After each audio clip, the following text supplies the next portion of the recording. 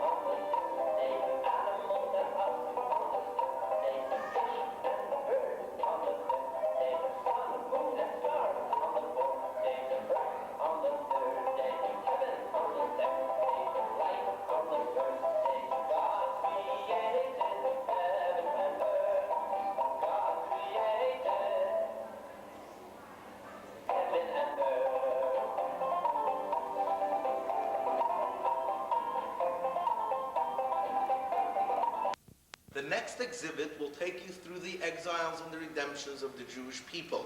The speakers and the lights will carry you along as each part of the exhibit unfolds. The first one is Egypt. Enjoy.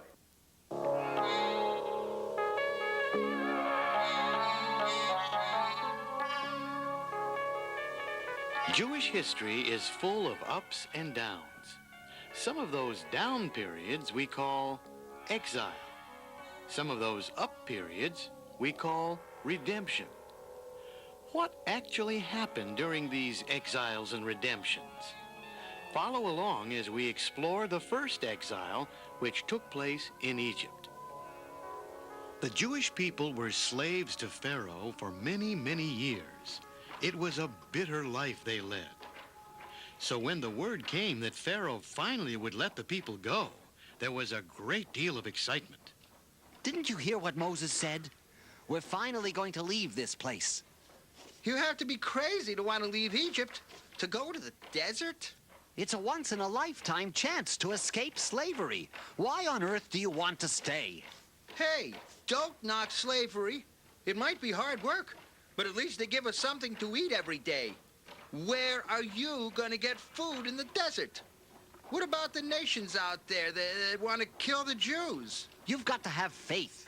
Moses isn't coming on his own. He's coming as a messenger of God. The time to leave is now. God rewarded the Jewish people who left Egypt with lots of silver, gold, and precious coins. But their best reward was receiving the Torah at Mount Sinai and entering the promised land of Israel.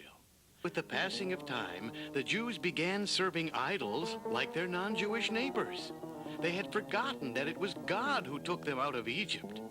The most popular idol of the day was called Baal, a great king who hated the notion that Jews would not bow down to him. At the time of Antiochus, there lived a very righteous woman named Hannah who had 7 sons. So even in the darkest of times, the Jews never gave up hope that one day God would end their suffering and that this exile would be the last exile the Jewish people would ever have to suffer.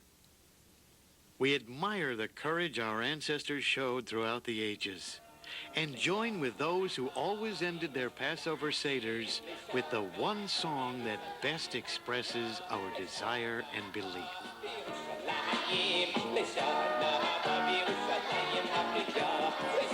The next exhibit will take us through some of the great Jewish leaders throughout our history. Let's meet Moses. Moses was sent by God to liberate the Jewish people from their slavery in Egypt. He performed many extraordinary miracles. One of them took place immediately after the Jews left Egypt. This was the wonderful... Joshua, son of Nun, succeeded Moses and became the next leader of the Jewish people.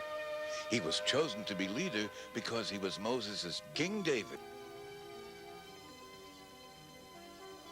He led the Jewish people through many wars, winning victory after victory. And when the time came for him to pass on the mantle, Mordecai refused to bow down to him. I bow down only to God, he said. Mordecai taught us that we must always be proud to be Jews, and we must stick up for what is right. The next exhibit will discuss the very special book called Ethics of Our Fathers, Pirkei Avos. In that book, it teaches us about the 3 spiritual pillars that hold up the entire world. Our prayer, acts of loving kindness to be kind to one another, and the study of the Torah. Praying here at the Western Wall in Jerusalem. They're not just swaying back and forth, saying a whole bunch of words written in a prayer book. They're concentrating. They're trying to talk to God, to thank him for what they've been. Now let's look at the second practice, acts of loving kindness. Acts of loving kindness are especially fun to do because you can usually see how much effect you have on other people. And when you do Hachnasat Kala, helping to pay for the wedding of a poor bride, like the one we see before us, you are doing a very special act of loving kindness, helping 2 people build a new Jewish family. Now, let's look at the third practice, the study of Torah. Torah is not just a book of rules and regulations. The 10 commandments that Moses brought down on Mount Sinai to the Jewish people. Commandment number 1, I am the Lord your God. What is commandment number 2? That we shouldn't worship anybody else except God. Commandment number 3, you shouldn't use God's name in vain. We only use God's name during prayer and times that we're allowed to. We don't even write God's name except in the prayer book and in the Torah scrolls. If you notice on the wall panels, every time we write God's name, we write G/D. The next exhibit, a 4-minute video describing and explaining the backdrop painting of the hand, the rock, the spear, the gun, the spear, the plowshare. How everything in the future, in the very near future, will be used for positive purposes, and ultimately the world will be a perfect place to live in, just like God intended all along, and the video will explain. When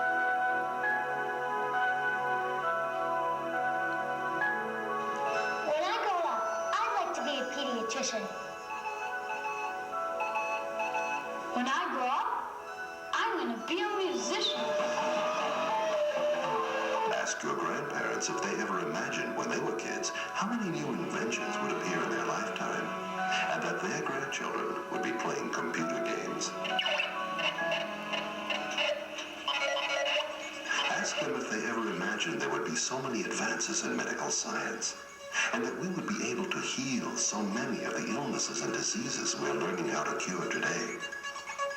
Ask them if they ever imagined when they were children that in their lifetime they would be able to turn on a television news program and watch men walking on the moon. The world sure has changed, they would say. And they're right. But think about all the changes that will happen in your lifetime, and all the changes that will happen when one day soon, we will live in a perfect world. That's right, a perfect world. Because the Torah teaches jealousy and hatred. The perfect world with no more poverty and no more war. Coming soon to your neighborhood, just as God intended all along. Think about it. In our next exhibit, in the center is a scaled-down model of the second holy temple that was in Jerusalem. Around this temple, you are going to see 3 stories that happened on the Temple Mountain before the temple was built. On my right is the story of Abraham, where he thought he's going to sacrifice Isaac. The other end of the temple is the story of Jacob, Yaakov's dream of angels going up and down the ladder. And the story that I'd like to speak about is the story of the 2 brothers, the rich brother that lived on one side of the mountain and the poor brother that lived on the other. I'd like everybody now to walk around and around the temple so everybody gets to see the 3 stories. Some of the vessels that were used in the holy temple, the shulchan, the table, which was made out of gold. This vessel is very interesting. It was made out of copper. Any priest, Cohen, before they did any type of service in the holy temple, would wash their hands and feet from this vessel. The holy ark, in the holy ark were kept the 10 commandments that Moses brought down from Mount Sinai. The menorah, the lamp. There's many different versions on how the menorah looked in the holy temple. This is Maimonides and Rashi's version on how it looked. The 2 altars, the small one which was made out of gold, and the big one which was made out of copper.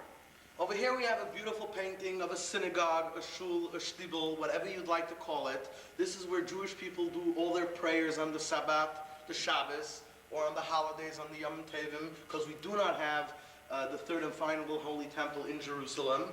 Over here we have a beautiful painting of my bedroom.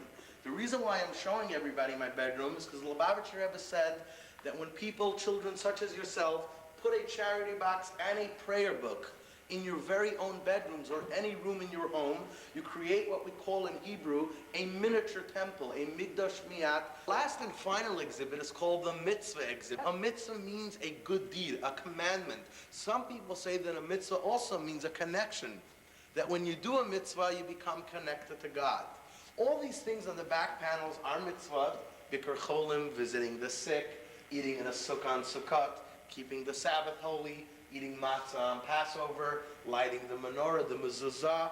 Actually, that's just the mezuzah case. When we do a mitzvah, what happens is the Good Deed Clock, not the physical one of the Great Jewish Children's Expo, but actually the real spiritual good deed clock ticks faster, and that good time of redemption that we were speaking about a little bit earlier happens much, much quicker. The mitzvah that we're about to demonstrate is actually a mitzvah that Jewish women and girls do. They have the great honor to usher in the Shabbos with real candles and real flames. Girls from the age of 3 can start doing it.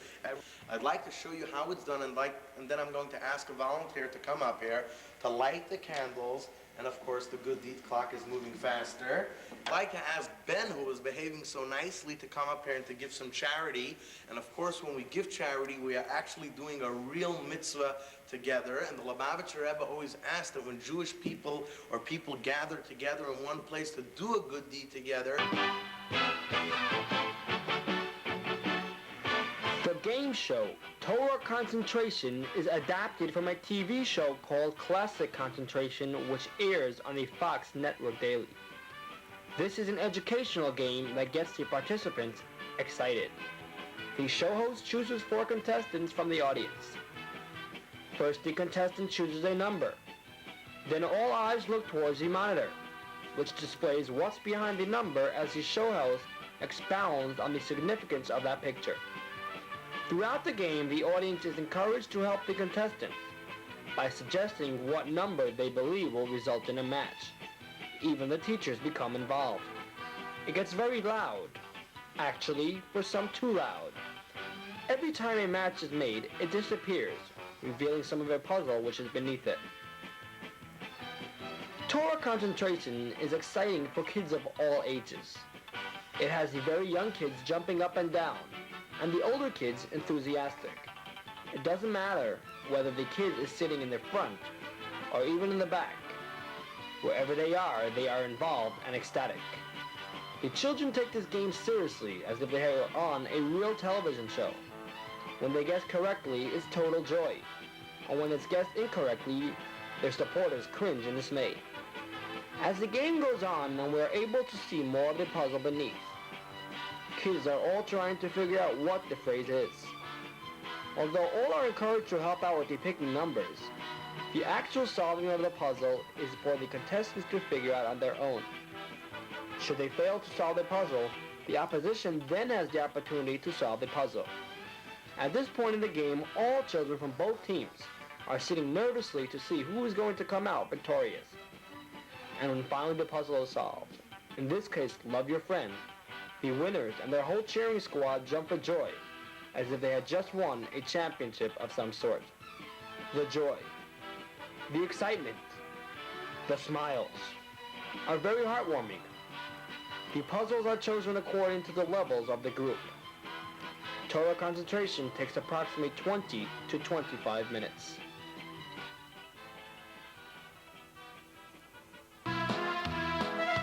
Now we come to a hands-on activity which is enjoyed by all. Our arts and crafts exhibit is very exciting and stimulating.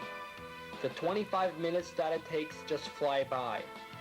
Everyone is eager to participate, from the very young to the not so young. Each participant is handed a pre-designed card with an assortment of stickers on it. On the table before them are trays with a wide variety of colors of sand. The children eagerly peel off a sticker and dip the card into the color of their choice.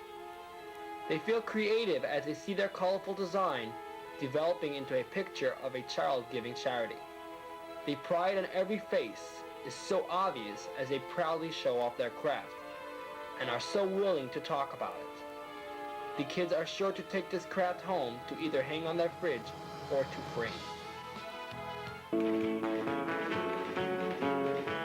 The last stop is at the video theater as they watch a beautiful musical on the holidays on a 100-inch screen. The publicity generated by hosting the expo will increase the awareness of Chabad in your city.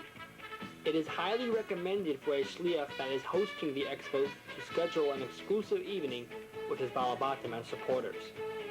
This can include a fundraising reception followed by a private tour of the expo. The guests will be impressed to the degree that they will challenge each other on the game show and decorate their own pictures at the arts and crafts exhibit.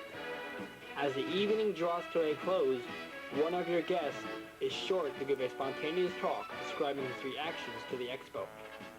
The faces of youngsters light up in Manchester when they saw this magnificent exhibition, the exhibits within it.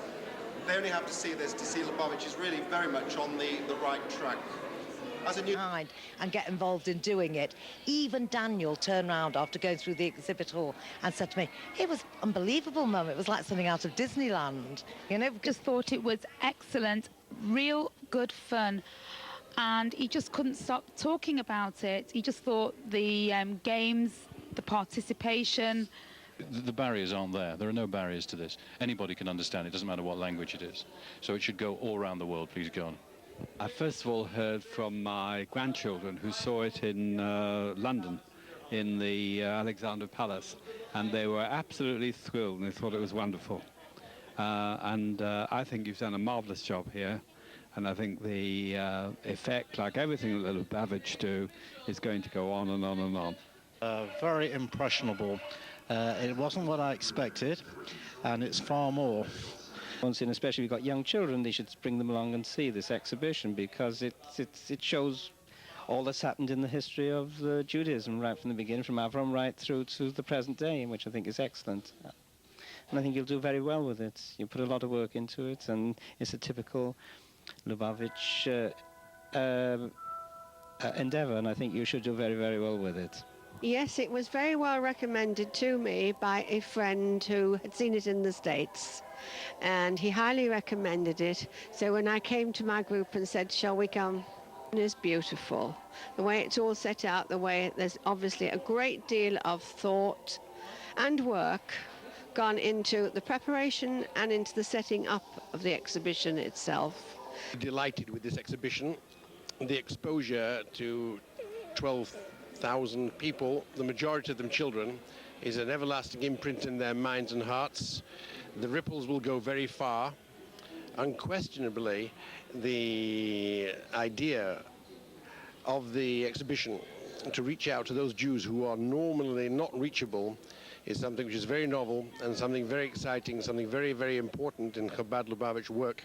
Very interesting, very exciting exhibition, which I'm sure everybody here is going to get a lot of good information and gain a lot of inspiration from. I think it's very interesting. It's aimed at all ages, which is very important, because there's not just like 7-year-olds and there's not just 16-year-olds. It's aimed at all ages, which is... I expected it to be a bit babyish, and I thought that I wouldn't like it. I thought it would be all about things that I knew before, but what I've seen is things that I had no idea were to do with the religion, and it has really made me be a bit more confident with the religion, and it has made me learn a lot more things to do with the religion. Yes, one person said if the expo would only have existed on the Sunday, the impact was so enormous it would have been worth it. What did I expect? I don't know. I knew that there would be a lot of Lubavitch background, and I thought it would be very much trying to entice one to become more orthodox and more involved. And I find it fascinating that there is so much of everything here. I think the whole thing, the fact that so many people come from so many different sections of the community, that in itself is the greatest Kiddush Hashem. I'm 91 years old, and I've never experienced what I've experienced today. I've been to exhibitions in my time, but this is out of this world. Terrific. Come, it's enjoyable. It's well worth it. I think they must bring their children here, because there is so much at so many different levels that can be of value to them.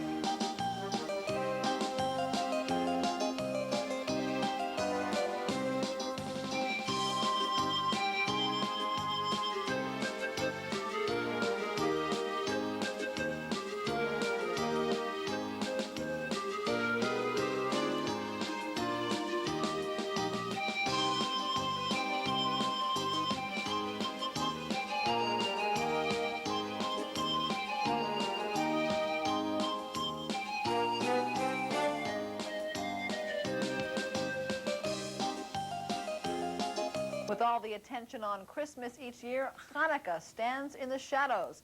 With its traveling exhibit, the Chabad Center wants to give Jewish kids a chance to learn about their heritage.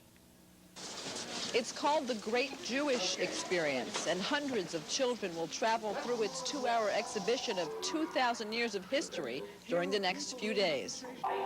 Of Jewish history coming to life here in Milwaukee this weekend. The Great Jewish Experience is a traveling museum on display at O'Donnell Park.